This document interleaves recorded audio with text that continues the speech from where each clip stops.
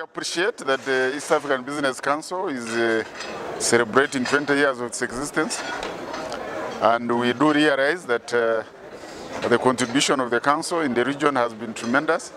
They've been able to flag to our political leaders in all our partner states the issues that affect the private sector in improving our investment climate in the region. Over the last couple of years, we've actually seen a big improvement in the ease, in the environment, and in the ease of doing business.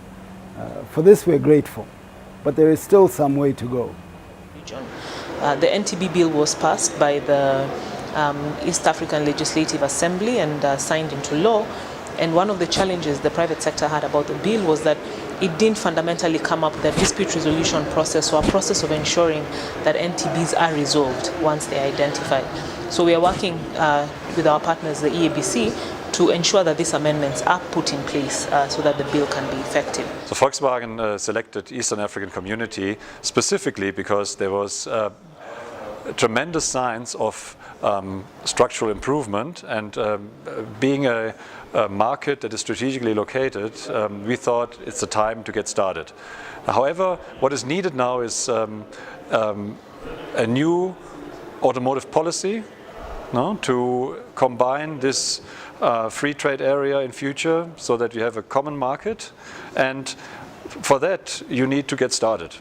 We have to move away from a leadership that is zero-sum minded, that thinks in terms of protectionism, that thinks in terms of national sovereignties. It is important that we make sure that businesses in East Africa are defined as local, as domestic, wherever they may be. So if a Kenyan sets up a business in Uganda, that business should be, by Ugandan law, defined as local and get the same advantages as all Ugandan businesses get.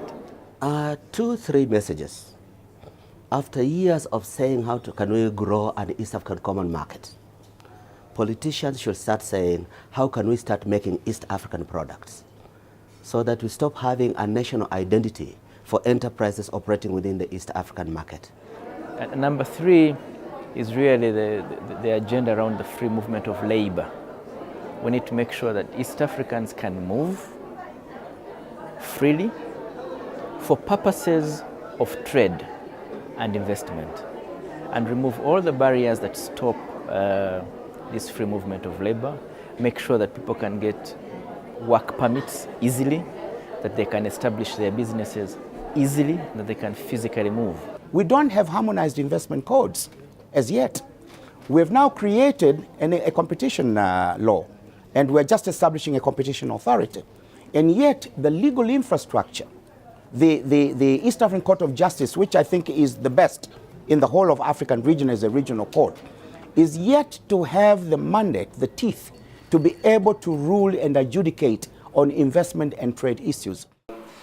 Government often wants to take over functions, whereas the private industry is already doing it and is more capable and better placed to do it.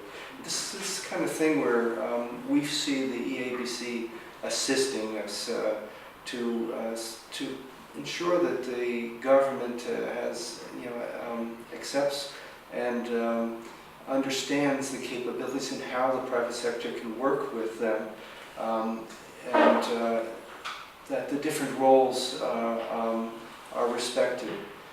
For example, government normally should be focused on the regulation and to use the private sector for the execution. But I think the people who face the most hurdles in East Africa are the small to medium enterprises, who really are the backbone of our economy. And so my plea actually to policymakers would be to make sure that we make it easy for people to do business in East Africa, both for locals and also for investors who are coming in. We reduce the number of hurdles and the bureaucracy as far as possible, of course. Part of East African Business Council. It's the strength of the members and the number of the members that's going to make EABC a significant force. It shouldn't be left to exclusive few, but more like an inclusive many. And that is what's going to make EABC a stronger council than what it is today. The question of economic transformation, the question of manufacturing process is not a commercial undertaking. It's not a business undertaking. It's a nation-building undertaking. And therefore it needs sacrifice, it needs the participation of each and every one of us. And I think let's embrace it. Let's continue the dialogue, and for my private sector operators, my fellow private sector operators, the time has never been better. The time is now. Thank you.